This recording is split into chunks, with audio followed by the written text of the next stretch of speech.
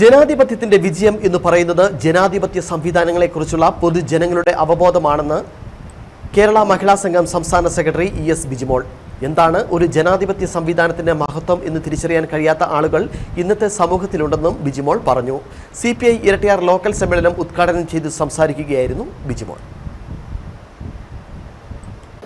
എനിക്ക് രാഷ്ട്രീയം വേണ്ട, രാഷ്ട്രീയക്കാരെ ഞങ്ങൾക്ക് ഇഷ്ടമല്ല, വോട്ട് ചെയ്യാൻ പോകാത്ത ആളുകൾ, രാഷ്ട്രീയത്തെക്കുറിച്ച് വേണ്ടത്ര മനസ്സിലാക്കാത്ത ആളുകൾ, എന്താണ് ഒരു ജനാധിപത്യ സംവിധാനത്തിന്റെ മഹത്വം എന്ന തിരിച്ചറിവില്ലാത്ത ആളുകൾ, അങ്ങനെയുണ്ട് ഒരുപാട് ആളുകൾ.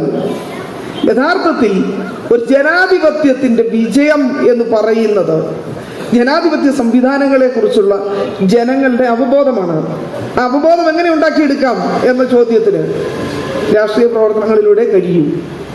രാഷ്ട്രീയ പ്രവർത്തനങ്ങൾ നമ്മുടെ രാജ്യത്തെ സംബന്ധിച്ച് CPI ഇരട്ടയാർ ലോക്കൽ സമ്മേളനം ഇരട്ടയാർ സാംസ്കാരിക നിലയത്തിൽ വെച്ചാണ് നടന്നത്. സമ്മേളനത്തിന് മുന്നോടിയായി പതാക ഉയർത്തി, തുടർന്ന് രക്തസാക്ഷി മണ്ഡപത്തിൽ പുഷ്പാർച്ചന നടത്തി.